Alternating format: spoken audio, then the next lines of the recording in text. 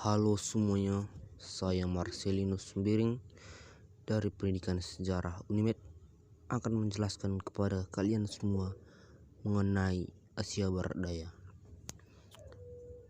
Baiklah, yang pertama adalah perjanjian damai antara Israel dengan Mesir.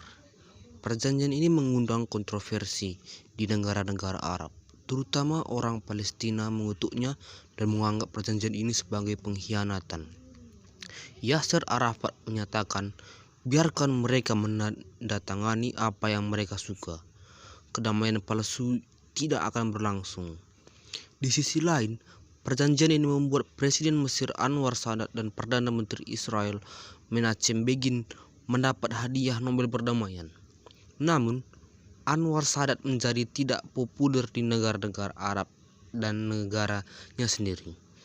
Ketidakpopulerannya terus berkembang hingga berujung pada pembunuhan Anwar Sadat pada 6 Oktober 1981.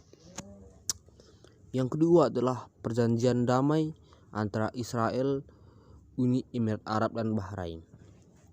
Perjanjian antara Israel, Uni Emirat Arab dan Bahrain resmi ditekan di Gedung Putih Amerika Serikat. Kesepakatan ini memungkinkan akan memunculkan hubungan keamanan baru di Timur Tengah. Presiden Amerika Serikat Donald Trump memuji kesepakatan damai antara Israel dengan Uni Emirat Arab dan Bahrain. Dia menyebutnya sebagai fajar Timur Tengah yang baru.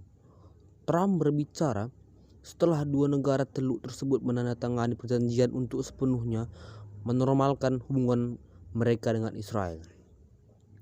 Ketiga negara menganggap perjanjian tersebut sebagai momen bersejarah.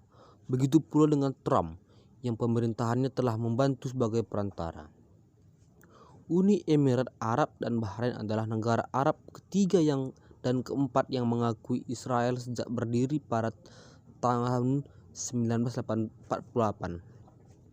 Sebelumnya, hanya Mesir dan Yordania yang menandatangani traktat perdamaian dengan Israel di Timur Tengah, masing-masing pada tahun 1978 dan 1994. Trump berharap negara lain bisa mengikuti, tapi Palestina meminta mereka tidak melakukannya selama konflik mereka dengan Israel belum terselesaikan.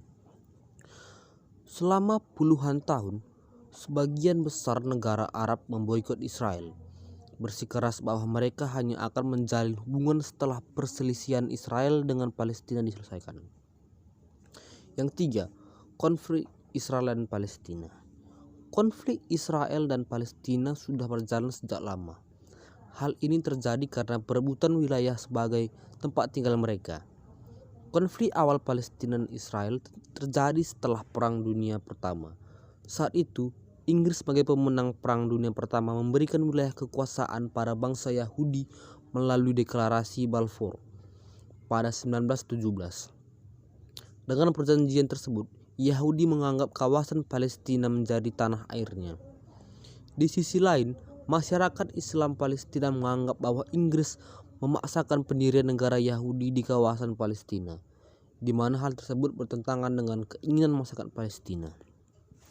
Yang keempat, Arab Saudi dan Iran. Arab Saudi dan Iran adalah negara tetangga yang sama-sama berkuasa dan terlibat dalam persaingan ketat mendapatkan dominasi di wilayah Timur Tengah. Perseteruan puluhan tahun di antara mereka diperparah oleh perbedaan agama. Mereka masing-masing adalah pengikut salah satu dari dua sekte utama dalam Islam. Sebagian besar Iran adalah Muslim Syiah, sementara Arab Saudi melihat negara mereka sebagai kekuatan Muslim Sunni terkemuka. Perpecahan sekte agama ini tercermin dalam peta Timur Tengah yang lebih luas, dengan negara-negara lain yang mayoritas Sunni atau Syiah. Sebagian dari mereka melihat ke Iran atau Arab Saudi untuk dukungan atau bimbingan. Arab Saudi, sebuah monarki dan rumah bagi tempat kelahiran Islam, secara historis melihat negara itu sebagai pemimpin dunia Muslim. Namun, ini ditantang pada 1979 oleh revolusi Islam di Iran yang menciptakan tipe negara baru di kawasan itu, yang secara eksplisit bertujuan mengekspor model ini ke luar negara itu. Dalam 15 tahun terakhir khususnya, perbedaan antara Arab Saudi dan Iran dipertajam oleh serangkaian kejadian. Pada 2003, invasi yang dipimpin AS di Irak menggulingkan Saddam Hussein, seorang Arab Sunni yang pernah menjadi musuh utama Iran. Ini menyingkirkan hambatan militer untuk masuknya pengaruh Iran di Irak yang semakin meningkat sejak saat itu. Dipercepat ke 2011 dan pemberontakan di seluruh Arab menyebabkan ketidakstabilan politik di wilayah itu. Iran dan Arab Saudi mengeksploitasi gejolak ini untuk memperluas pengaruh mereka, terutama di Suriah, Bahrain, dan Yaman, yang selanjutnya membuat kecurigaan kepada keduanya semakin tinggi. Iran dikritik karena niat mereka untuk membangun negara mereka sendiri atau pengaruh mereka di seluruh wilayah dan mencapai kendali sebuah koridor tanah yang membentang dari Iran ke Laut Tengah. Demikianlah penjelasan dari saya. Jika kalian menyukainya, bisa di like, dan kalau tidak suka tidak usah like. Terima kasih.